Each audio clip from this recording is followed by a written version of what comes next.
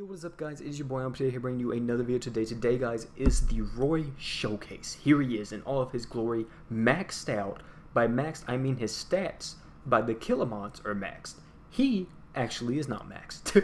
He is actually level 86. He is close as I can get him to level 90, but he is not level 90, unfortunately.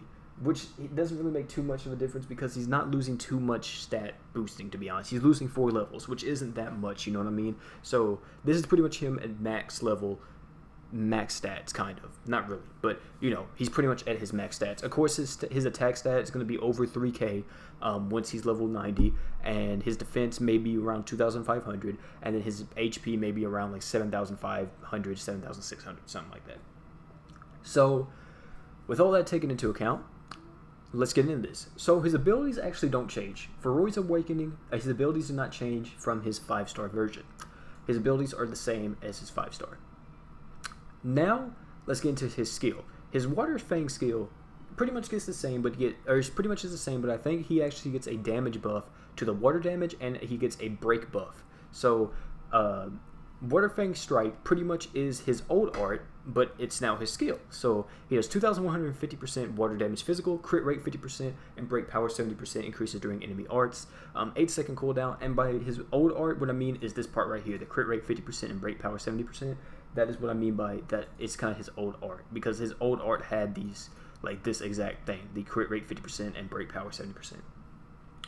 Now his art, his new upgraded, more powerful art is his Blue Dragon Sword Destruction. 15,550% water damage physical, crit rate 100%, and break power 150% increases during enemy arts. This is absolutely absurd. Gives you guaranteed crits on top of the 150% increase during enemy arts, meaning that you're going to be doing so much freaking damage. It's going to be stupid. It's going to be actually stupid. You're going to be doing around 7,000 break, if I'm not mistaken. I think I did my calculations right.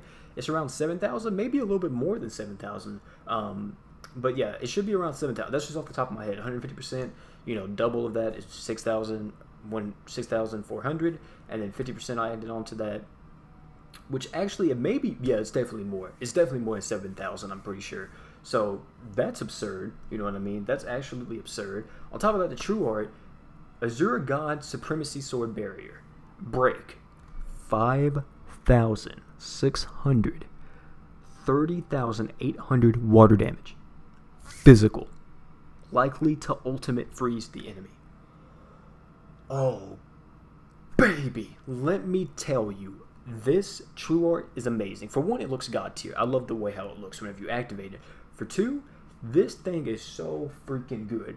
And I do not blame them, because the one thing about Roy's Awakening is that his BE gain is a little bit on the slow side, in the sense that I think he's a below average, or he may be average BE gain for his art and his true art.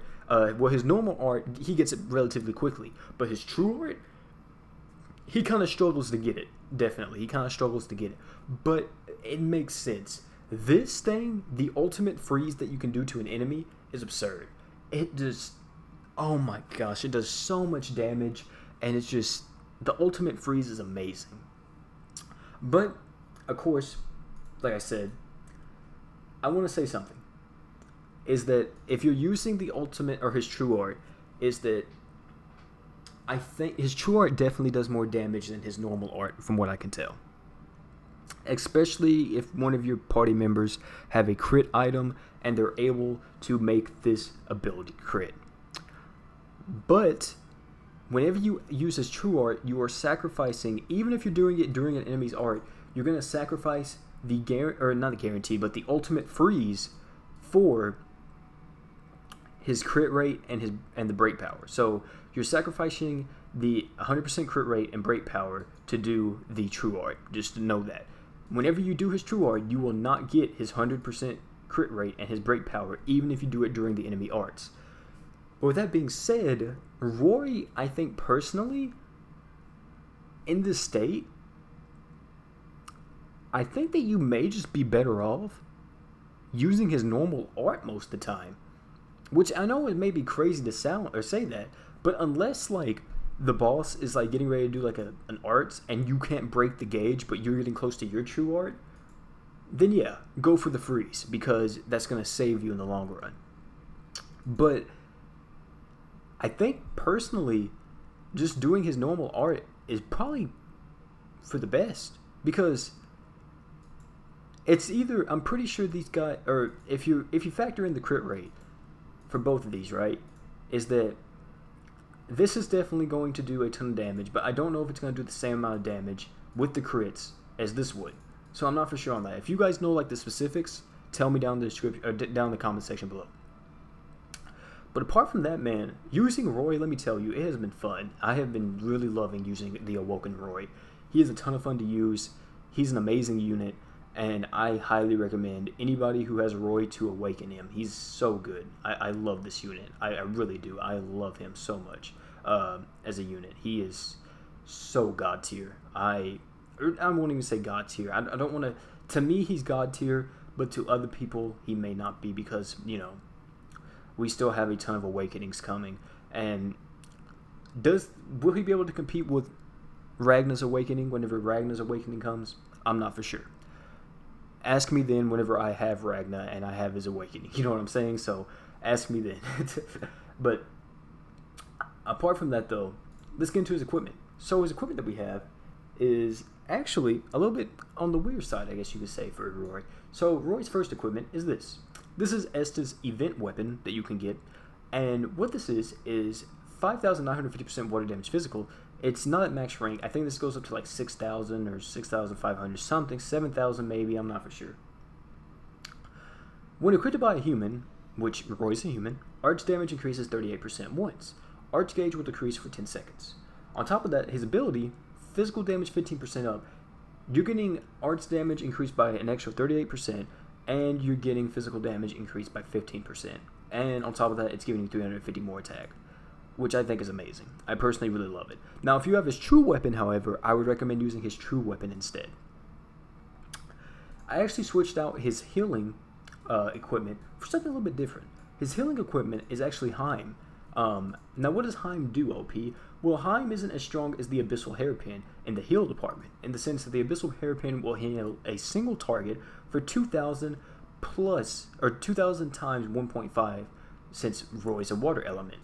But Heim, in my opinion, is over. Man, can I freaking click it? My goodness. Go! Okay, there we go. Heals all status elements, not faint and disease. It doesn't heal faint and disease, but it heals all status elements. So pretty much an AoE cleanse, and heals all allies by HP by 800. This is amazing. I really love this. And on top of that, it's going to be 250 HP. Absurd, man. Crazy. So this thing is just amazing. I really love this because this pretty much gives Roy so much versatility in the sense that if you're in a mission and maybe everybody gets paralyzed on your team, you pop that, boom, everybody does it. No one has paralysis anymore. We can get our arts off and everything. Amazing, right? And for his defensive equipment, we have the, where is it? Here it is. The Phantom Knight Shield.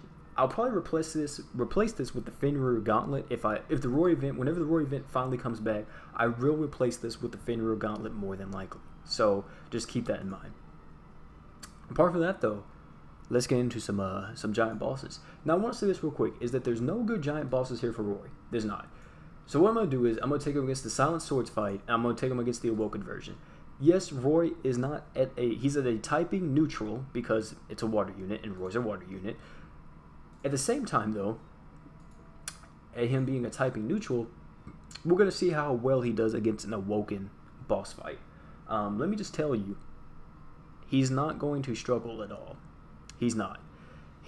Against this boss fight, let me just say this boss fight, I'm not for sure actually how it works, or completely how it works, but it does have a freaking one-shot move that will kill a random character from what it seems. Because I noticed this a lot, is that the boss in this, she does a move, and it's just random, and I just noticed this, that it doesn't hit anybody else. It hits one character from what it seems, and it just kills them instantly. So I don't know if that's completely true, but let's just say whenever I recorded this earlier, I messed up and I had to re-record. Roy was at full health.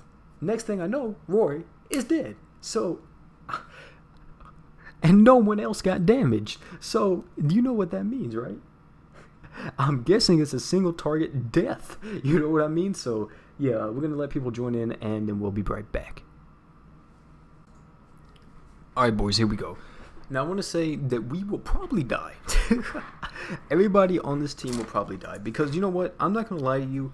Until everybody gets awoken units, this is gonna be really hard for just everybody to do because until everybody gets awoken units and just get, you know, overall just better units, this is probably going to be really hard for a lot of people to do because not everybody has all the blade masters. Because if you have all the blade masters, right, you can pretty much take them all against any giant boss and just use a type advantage.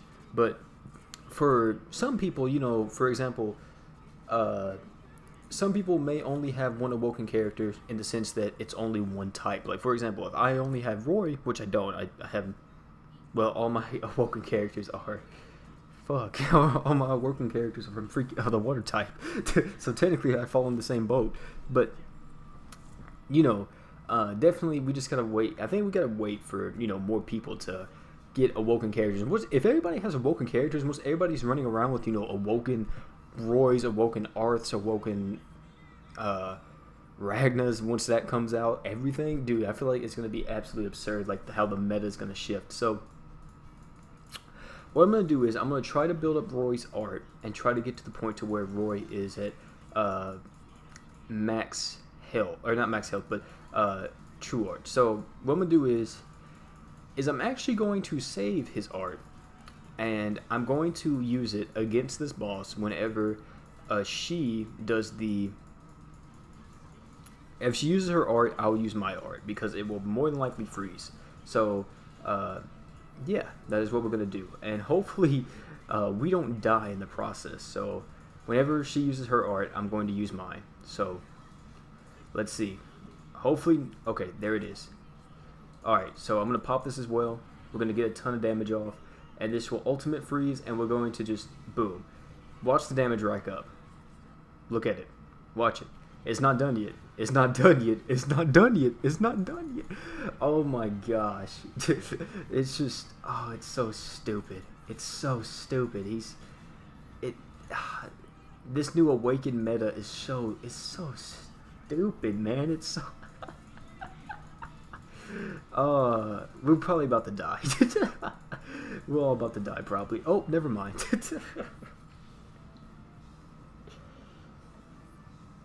Oh my goodness. It's so much damage. It's just so much damage. Oh my god. It's crazy, dude. It's absolutely crazy how much damage we're doing. And that is Roy, ladies and gentlemen. I didn't show you his new art, or I showed you the true art, but I didn't show you his normal art. But, you know, you guys probably don't want to see that anyway. You guys probably were here to see the true art and see what the true art could do, because the normal art, we all know how good the normal art is on the Awoken Roy. But, yeah, that is Roy against a typing neutral Awoken boss.